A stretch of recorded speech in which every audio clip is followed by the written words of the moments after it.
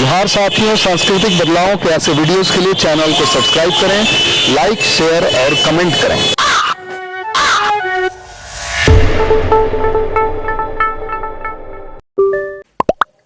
तो मुख्य उद्देश्य यही है कि संस्कारक बनाए जाएं। जो अपने संस्कारक होंगे तो हम लोग समाज में बदलाव ला पाएंगे, क्योंकि जो पहले से पुरोहितों के द्वारा बात फैलाई गई है, जो जड़ता आ गई है, जिसमें पुरोहित अच्छे लोग जो हैं, ज्यादा विद्वान लोग हैं, वो अपने अपने काम में, अपने काम धंधा व्यवसाय में लग जाते हैं, डॉक्टर इंजीनियर। और जो बिल्कुल ब्राह्मण समाज के जो लोग हैं, जो बिल्कुल किसी और काम में नहीं जा पाते, कोई नौकरी नहीं लग पाती, वो लोग पुरोहितिक काम अपना लेते हैं। तो इससे क्या हो गया कि वो लोग हमें कुछ समाज को कोई गाइड नहीं कर पा रहे हैं, जस्ट ऐसे ही टाइम पास करते हैं। तो जब हर वर्ग, हर जाति, हर समुदाय के लोग पुरोहित बनेंगे, हर वर्ग, कोई इसमें ये दिक्कत नहीं है कि हमें कि सिर्फ हमें एक ही प्रकार के पुरोहित बनाने हैं, जो बुद्धिस्ट पुरोहित हों, चाहे अर्जक हों, चाहे वो गायत्री परिवार के पुरोहित हों। मुख्य उद्देश्य हो कि अच्छे पुरोहित हों, संस्कारवान हो, शीलवान हो, अनुभवी हो। जब ऐसे लोगों की संख्या बढ़ जाएगी तो निश्चित रूप से गुणवत्ता में सुधार आएगा। क्योंकि आपने देखा होगा, जब पहले किसी भी सेवा में आप देख लीजिए, पहले सिर्फ बीएसएनएल था टेलीकॉम में, तो बीएसएनएल में कितनी लंबी लाइन लगानी पड़ती थी आपको टेलीफोन कनेक्शन लेने के लिए। लेकिन अभी देखिए कि आपको एक घर घर में सिम मिल रहा है, आप कहीं भी जाएं मुश्किल से 5 मिनट सिम मिल जाता है आपको। तो ये सारी सुविधा इसलिए हो पाई है कि इसमें डिसेंट्रलाइजेशन हुआ, ओपन हुआ मार्केट। जो संस्कार और धर्म का जो मार्केट है वो भी ओपन नहीं, वो क्लोज सर्किट में है। जब धर्म और संस्कार का जो व्यवसाय है, जो व्यवस्था है, ये व्यवस्था जब खुल जाएगी सभी के लिए, तो आपको अच्छे पुरोहित मिलेगा, अच्छी सेवा मिलेगी, गुणवान, शीलवान, धैर्यवान, प्रज्ञावान पुरोहित मिलेंगे, और साथ में जो मोनोपोली है वो टूटेगी। तो यही हमारा मुख्य उद्देश्य है। कुछ लोग, इसके थोड़ा मैं एक बात बीच में बताना चाहता हूँ, कुछ लोग सोचते हैं कि कर्मकांड अगर हम सीख लेंगे तो हम कर्मकांडी बन जाएंगे, पाखंड फैलाएंगे। ऐसा नहीं है। कर्मकांड सीखकर आप कर्मकांड को कम भी कर सकते हैं। जी जी जी, वही हम लोगों की वही विचारधारा है। हम लोग तो कर्मकांड का पूर्ण विरोध करते हैं, लेकिन सीखना जरूरी है, बताना भी जरूरी है। तो कर्मकांड अगर सीख जाएंगे तो कितना उसमें कम करना है। संस्कार में कोई भी संस्कार है, उसमें जो कर्मकांड 10 प्रकार के फैले हुए हैं, उन 10 में से आप 8 कर दीजिए, 2 कम कर दीजिए, फिर बाद में 6 कर दीजिए, फिर 4 कर दीजिए। तो वो तभी कर पाएंगे जब आप स्वयं पहले संस्कारित हो जाएंगे, सीख जाएंगे। तो ये सब मैं दे रहा हूँ। तो बहुत से ऐसे साथी हैं जो कहते रहते हैं कि आप पाखंड फैलाने में, पाखंड को बढ़ावा देने में लग गए हैं। ऐसा नहीं है, हम पूरा योजना बना के काम कर रहे हैं कि जो फैला हुआ है उसको समेटने के लिए मैदान में उतरना पड़ेगा। आपको ऐसा कोई मंत्र नहीं पढ़ सकते कर्मकांड फैला और आप उसको समेट दे बिना उतरे मैदान। ठीक है, पहले हम लोगों को भी यही लगता था, क्योंकि हम लोग भी कर्मकांड का पूर्ण विरोध करते हैं। हम लोगों को भी लगता कि ये गलत है, लेकिन अब बहुत सारे जगह जाने से जानकारी ये हुई कि हम लोगों को भी उतरना पड़ेगा, तब जाके सब कुछ खत्म होगा, नहीं तो होगा ही नहीं। बिल्कुल बिल्कुल सही। तो बहुत बहुत धन्यवाद एडवोकेट ज्योति सिंह, आप साथ में बने रहिए।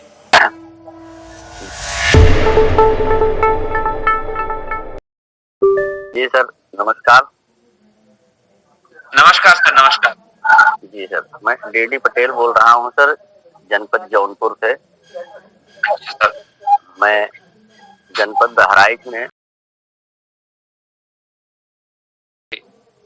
और हम लोग शिक्षकों के मदद के लिए एक टीचर सेल्फ केयर समिति चलाते हैं, जिसमें हम लोग दिवंगत शिक्षक के परिजनों को मात्र 30 रुपए का सहयोग करके 55 लाख से 56 लाख रुपए तक की प्रति परिवार हम लोग मदद करते हैं। आर्थिक सहायता हम लोग अपने सदस्यों को करते हैं सर। और हम लोग सामाजिक संगठन एक केएचडी भी चलाते हैं। बाकी अनूप सर जी से, भारतेंदु सर जी से भी संपर्क है। आज अनूप सर जी ने हमको लिंक भेजा और कहा कि आप भी जुड़िए और देखिए, ये व्यवस्था अच्छी है, एक मंच चल रहा है, इसमें भी आप अपना योगदान दीजिए। तो आज मैं पहली बार मीटिंग में जुड़ा हूँ और अनूप सर जी को धन्यवाद देना चाहता हूँ। और जो भी हमारे विवेकशील सज्जन लोग जुड़े हुए हैं, ये बहुत अच्छा लगा कि आप लोग एक जो एकाधिकार था उसको खत्म करने के लिए जो कार्य योजना आपके द्वारा चलाई जा रही है, ये वास्तव में एक मील का पत्थर है एकाधिकार खत्म करने का। जो भी लोग इन चीजों में विश्वास करते हैं उनके लिए एक नई पहल है। ये बहुत ही निश्चित है गेम चेंजर होगी भविष्य में। धन्यवाद सर जी, मेरा बस इतना ही परिचय है और शुभकामना है। जौनपुर उत्तर प्रदेश से बहुत बहुत धन्यवाद आपका कि आपने समय निकाला मीटिंग के लिए, और आप साथ में बने रहे। बहुत आपको मिलेगा, बहुत समझने को मिलेगा, क्योंकि ऑलरेडी आप इस बात को भांप गए हैं, बिल्कुल पकड़ लिया आपने। मूल बात आपने पकड़ लिया है कि जो एकाधिकार है उसको समाप्त करके हम इसको डिसेंट्रलाइज करेंगे। जो भी सेवा डिसेंट्रलाइज होती है वो सेवा बेहतर हुई है, तो ये सेवा बेहतर हो जाएगी। ज्यादा गुणवान, शीलवान, प्रज्ञावान संस्कारक मिलेंगे। बहुत धन्यवाद, आप साथ में बने रहे।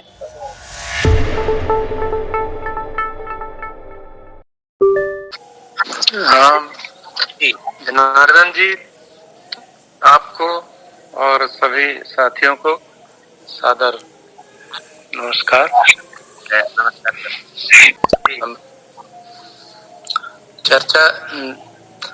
चर्चा को नई ऊंचाइयों तक ले जाने के लिए बहुत बहुत बधाई।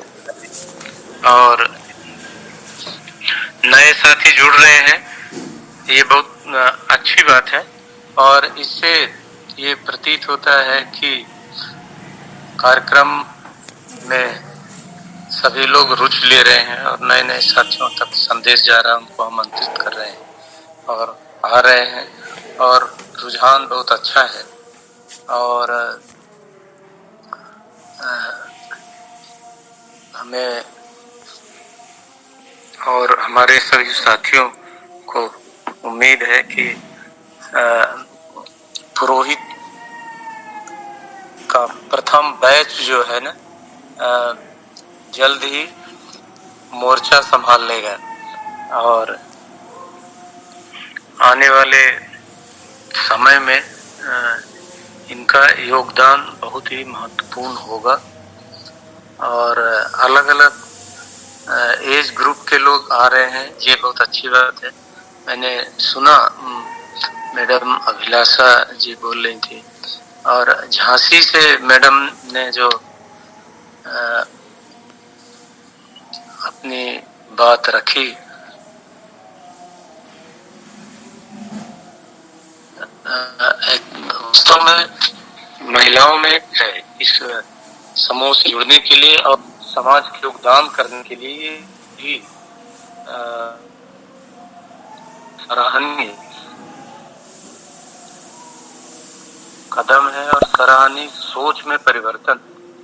तो मैं तो बहुत आशावान हूँ कि आने वाले समय में ये समूह जो है समाज को एक नया दिशा देगा और समाज के निर्माण में, नई पीढ़ी के निर्माण में बहुत महत्वपूर्ण भूमिका निभाएगा।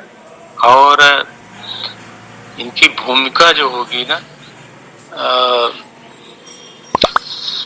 वैज्ञानिक तथ्यों से, तर्क से, सूझबूझ से और परख से आगे बढ़ने के लिए लोगों को प्रेरित करेगा, न कि केवल सुनी हुई बातों पर, बल्कि सुनी हुई के बाद उसको समझी हुई और अपने विचारों से, अपने तर्क से उसको परख करके अपने जीवन में आत्मसात करने का जो संबल होगा इनको मिलेगा। तो स्वाभाविक है कि समाज में अलग अलग जो एज ग्रुप के लोग हैं, जो हमारे वरिष्ठ हैं, जो अपने जीवन में बहुत सारा अनुभव का निचोड़ लिए हुए हैं, वो समाज को समर्पित करेंगे, समाज को देंगे। और नई पीढ़ी जो है उनके अनुभव को आत्मसात करके और उसमें अपनी सोच वो समझ को शामिल करके आगे बढ़ेगी और नव निर्माण में, नव सृजन में और नव विचार में, नए संकल्प के साथ समाज में आगे आएगी और मार्गदर्शन करेगी। हमारी यही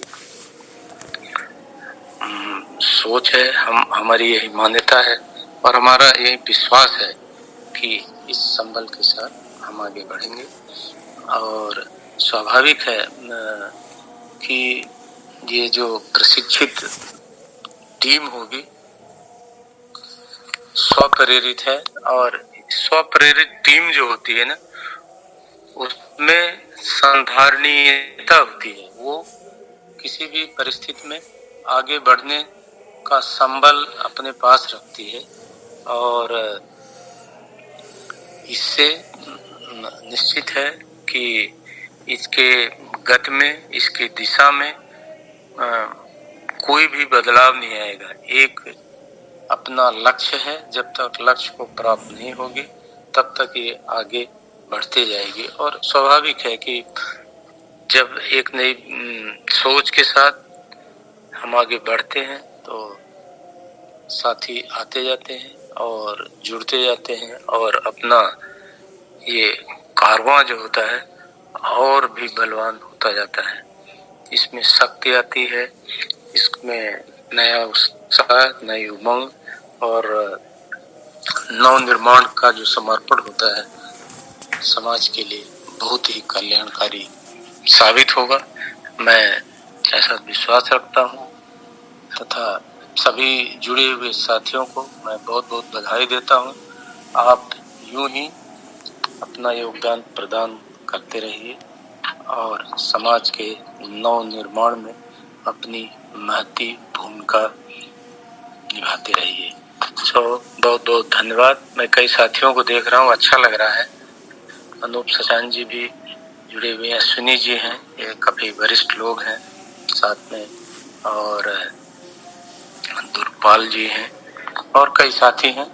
मैं सबको बहुत बहुत धन्यवाद देता हूँ, बधाई देता हूँ और आप सबके संबल को सलाम करता हूँ। तो मैं यहीं पे अपने संबोधन को समाप्त करता हूँ और एक बार पुनः बहुत बहुत धन्यवाद। जनार्दन जी,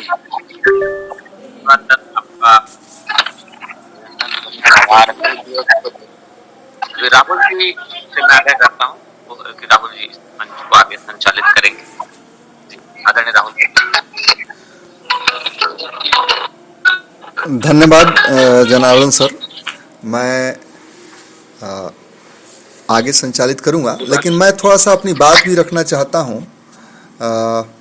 मैं चाहूँगा पहले अपनी बात रखने से पहले, मैं देख रहा हूँ चूँकि संचालन मेरे हाथों में मिला है, तो महेंद्र सर ने हैंड रेज किया है। कृपया सर अब अपना वक्तव्य रखें। सर जी, मैं 2 मिनट के लिए समय ले रहा हूँ आप लोगों का। आप सभी को प्रणाम, नमो बुद्धाय। मैं एक बात साझा कर रहा हूँ यार आप लोगों से कि 13 तारीख को मेरे भतीजे की शादी रीवा में, तो हमने तो है हीरालाल जी से एवं आचार्य विनोद जी से बोला था कि पार्टी को समझाइए कि वो अपने से ही शादी करना। सामने वाले तैयार नहीं हुए। क्योंकि मैं जब गया बारात में, क्योंकि मेरे सगे भतीजे शादी फुट पैंट में था, देखा कि सामने वाला तो बिल्कुल इतना कमजोर थका हुआ, कुछ भी आता जाता नहीं। हमारे बड़े भाई साहब प्रदीप पटेल जी हम जुड़ा करते हैं, तो तुम आगे बढ़ो, तो बढ़ाए आगे। फिर जब मंत्रोच्चारण चालू किया तो आज सामने वाला सरेंडर हो गया। पंडित सरेंडर कुछ भी नहीं आता था। वो मेरे से बोला कि बेटा मेरी भी मर्यादा बचा करके आप कार्यक्रम करो। तो उसको मर्यादा को बचाते हुए हमने पीछे से तो टोटल मंत्रोच्चारण हमने किया। उसको कुछ भी नहीं आता था। सारी शादियां हमने करवाई 13 तारीख, और बहुत अच्छा लगा। वो पूरी पार्टी, पूरी लड़की पक्ष के सब लोग मेरा नंबर लिए, बहुत खुश थे। बोले मेरे को नहीं मालूम था चार्जी साहब इतना अच्छा शादी कराते। बोले आइंदा में ऐसी गलती कभी नहीं करी। यही तो साझा करना। बहुत बहुत अभिनंदन है आचार्य महेंद्र पटेल जी आपका। क्षमता होती है, जो ज्ञान होता है, जो ऊर्जा होती है, उसको आप छुपा नहीं सकते। जिसके पास ये गुण होगा, जिसके पास ऊर्जा होगी, ज्ञान होगा, तो निश्चित रूप से आज नहीं तो कल उसको सामने आना ही है। और मुझे लगता है आपने 500 से ज्यादा ही संस्कार करवाए होंगे, 500 1000 के संस्कार करवाए इतने सालों में, तो आपका बहुत बहुत अभिनंदन है जी। और उसको सर एक शिक्षा और मिली है, शिक्षा मिली कि इस समाज में भी खासकर लड़के के चाचा सज्ञे जो है, समझी जो है, वो इतना अच्छा संस्कार करा सकता है। तो उस पंडित को ये ज्ञान उसके अंदर तो ठनक गया ना कि हम बहुत बड़े विद्वान बने थे, लेकिन हम इसे बहुत पीछे रह गए। जी। उसको ये सीख मिल गई है। मुझे लगता है कि ऐसे उदाहरणों को इस प्लेटफॉर्म पर आने की ज़रूरत है। जो संस्कारक इस तरह के उनके सामने उदाहरण हो रहे हैं, वो अपने उदाहरण यहाँ पे प्रस्तुत करें, ताकि अन्य लोगों तक भी YouTube के माध्यम से यह बात पहुँच सके कि जो हम लोग अंदेशा कर रहे थे कि यह जो है किसी का मोनोपोली नहीं है। कोई भी विद्वान हो सकता है उस क्षेत्र में, संस्कार के कराने के क्षेत्र में, और यह हमारे महेंद्र सर ने करके दिखाया है और अन्य संस्कारक भी करके दिखाते हैं। तो इस तरह के उदाहरण हमारे सामने आते रहेंगे तो हमारा मनोबल भी, इस मिशन से जुड़े सभी सदस्यों का मनोबल भी बढ़ा रहेगा। अच्छा, मैं थोड़ा सा यहाँ पे अपनी बात कहना चाहता था। पिछले कुछ वक्तव्यों में यह बात आ रही थी कि जब हम लोग संस्कार, हमारे अपने पुरोहित समाज के, अपने समाज के पुरोहित जब संस्कार कराने जाते हैं तो अपने ही लोग पैर पीछे खींचते हैं या ईर्ष्या करते हैं। लेकिन यह शिकायत जो है केवल संस्कार पुरोहिती कराने में ही नहीं है, यह लगभग समाज के हर एक क्षेत्र में जब आप कुछ करने चाहते हैं, जाते हैं, तो ये इस तरह की शिकायत बहुत ही आम बात है कि हमारे अपने लोग ही पैर खींच रहे हैं। मैं इसके बारे में थोड़ा सा यह कहना चाहता हूँ कि देखिए, जो गॉसिपिंग है, मतलब आपस में जो लोग गप करते हैं, एक दूसरे से कुछ कुछ शिकायत करते हैं, किसी का बड़ाई करते हैं, यह एक बहुत ही इफ़ेक्टिव मैकेनिज्म है। आप सभी को, हम सभी को यह समझने की ज़रूरत है कि गॉसिपिंग जो है समाज को सही दिशा में रखने के लिए बहुत ही इफ़ेक्टिव मैकेनिज्म है। इसी के माध्यम से अगर कोई कितना भी ताकतवर हो, धनी हो, बलवान हो, तो लोग गॉसिपिंग कर करके आम धारणा फैला देते हैं, छवि खराब करते हैं, या फिर कोई बड़ा बना तो गॉसिपिंग कर करके, यही गॉसिपिंग जो है आप देख सकते हैं कि किस तरह से लोग राम कथा या कृष्ण लीला या इस तरह की चीज़ों का फैलाते हैं कि वहाँ पे जाके सभा कर दी और फिर वहाँ से गॉसिपिंग के माध्यम से ये बातें आम लोगों में वहाँ पे क्षेत्रीय स्तर पर पहुँच जाएगी। तो हम लोग को यह समझना है कि ये जो, जब आप कह रहे हैं कि कोई मेरा पैर खींच रहा है या ईर्ष्या कर रहा है, ऐसी बात ऐसी नहीं है। मान लीजिए कि किसी समाज में 10 लोग हैं और 9 लोग जो हैं किसी एक विचारधारा के हैं, उसी को मानते हैं कि यही सत्य है। हालांकि यह अलग बात है कि सत्य एक सापेक्षिक चीज़ है, और एक अगर अलग दिशा में चलना चाहता है तो बाकी 9 लोग सोचेंगे अरे ये गलत दिशा में जा रहा है, वापस आओ, उसको खींचने की कोशिश करेंगे। तो उस एक जो है, उस व्यक्ति को नहीं लगना चाहिए कि मेरा पैर खींचा जा रहा है। उसको यह समझना चाहिए कि यह जो है ऑटो करेक्ट मैकेनिज्म है, जहाँ पे समाज आपको दिखाने की कोशिश कर रहा है, अरे नहीं, यह रास्ता सही नहीं है, तुम जो है हमारे वाले रास्ते पे आओ।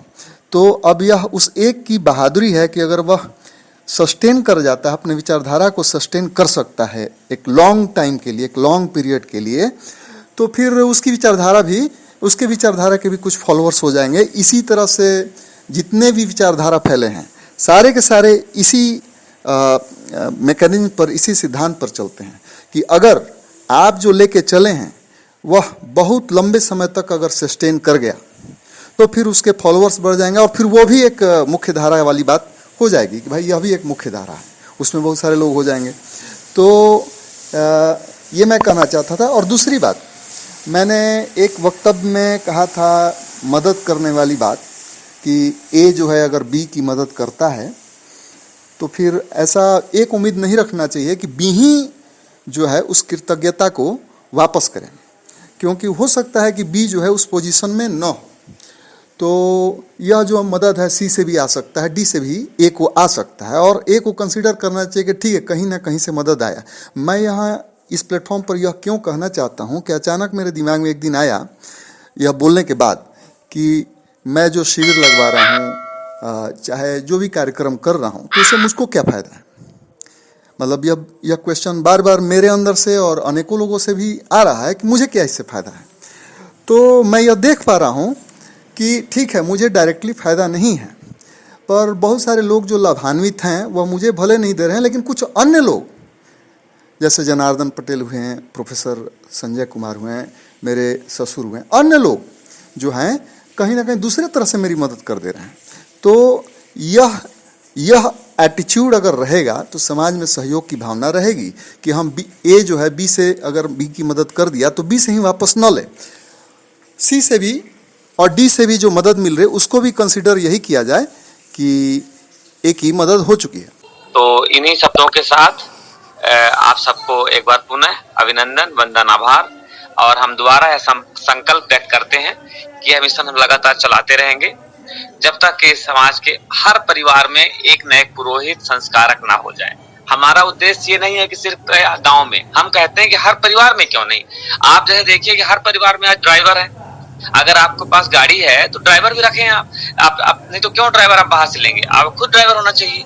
ठीक ऐसे ही मैं चाहता हूँ कि हर परिवार में संस्कारक हो, इससे बहुत सारे फायदे होंगे। जो संस्कारक के आने जाने खर्चा बचेगा, समय बचेगा और ये झंझट ही खत्म हो जाएगी। कहेंगे भाई इतना पैसा लेना है, अगर मान ली मैं अपने घर संस्कारक हो गया तो जो घर का मालिक होगा मुझे दे देगा, जो भी देना है उनको दान दक्षिणा, तो इसलिए कोई दिक्कत नहीं होगी।